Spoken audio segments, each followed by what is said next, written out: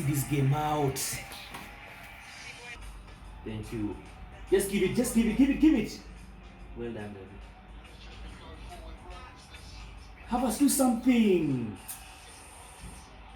30 seconds, boys. 30 seconds.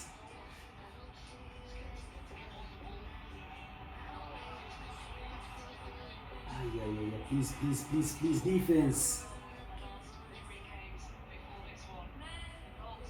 Well done. Tua! Havertz! Get up, Bana! Look at this guy. Time is up. Thank you!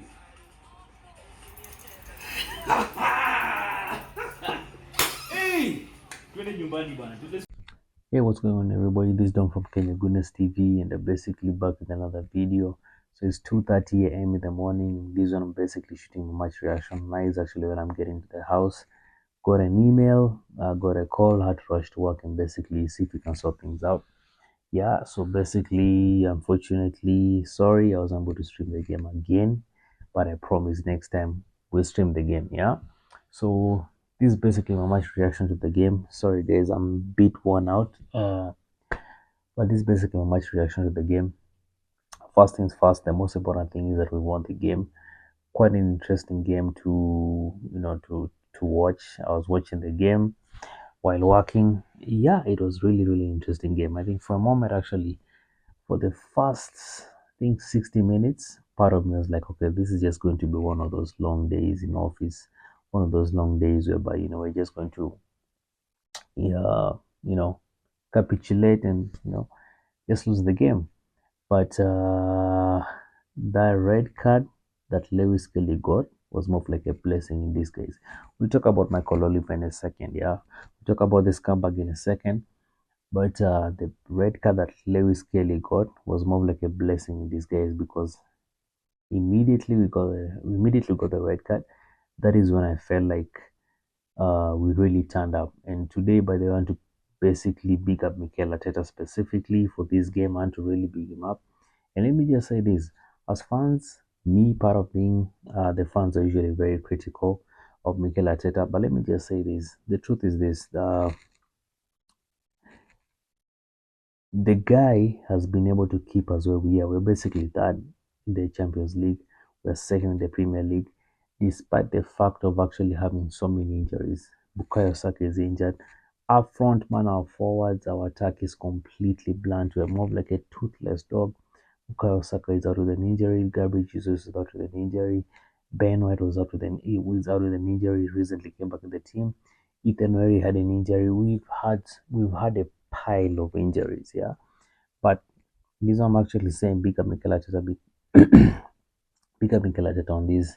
Despite the fact of us actually having injuries, you can see that he's trying his level best to see if he can, get us in that competitive level. Unfortunately, we've been falling short, like the Aston Villa game before we fell short. And this is actually just my appreciation to him. Yeah, I mean, he's doing his level best, and this brings me back to the owners.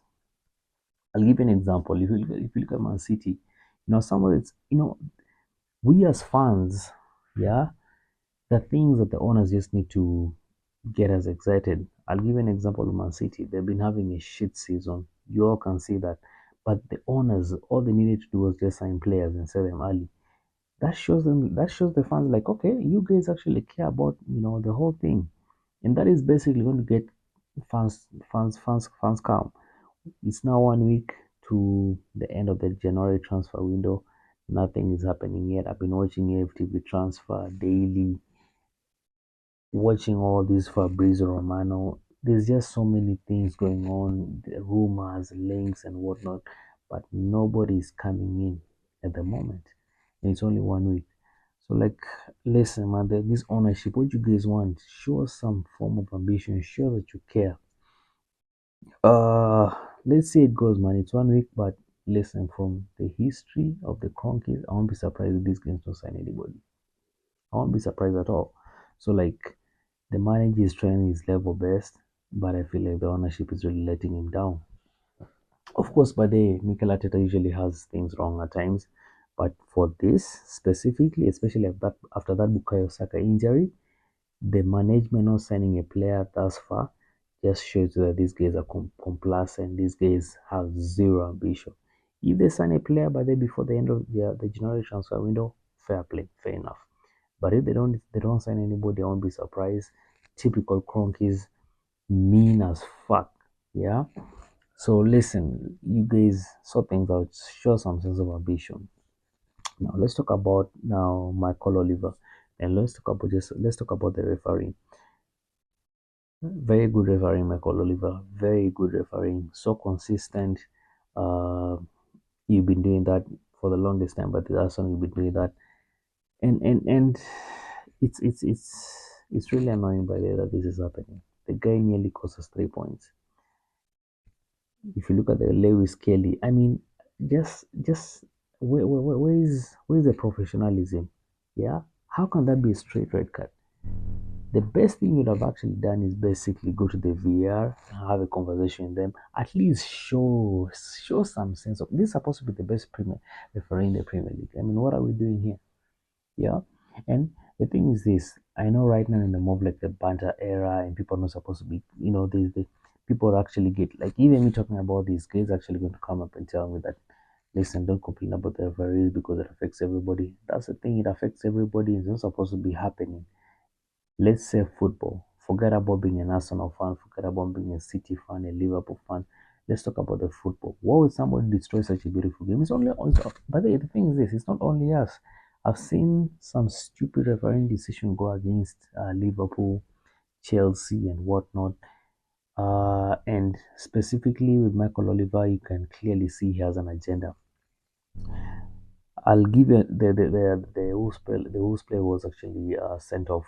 Uh, Look at how many chances they actually gave him, yeah, before actually sending him off. If you guys remember the Man City game when Trossard was sent off, Trossard just kicked the ball away and immediately got an instant red card. Yeah, second yellow card, got an instant red card. So where's the consistency? Where's the consistency today? Lewis Kelly uh, didn't even bother to actually even have a conversation with the BVR, just a straight red card. This guy clearly has an agenda with Arsenal. You can clearly he needs to be investigated. He needs to be investigated. But listen, man. Most important thing is that you won the game, despite it was just a sub. Yeah, that was just a sub. So listen, guys, we move on. Think this coming weekend, we're basically linking up with Man City before the 2 weeks break. Come on, boys, come on. Let's keep believing, let's keep trusting, and I'll be seeing you guys on the next one. Come on, you Gunners.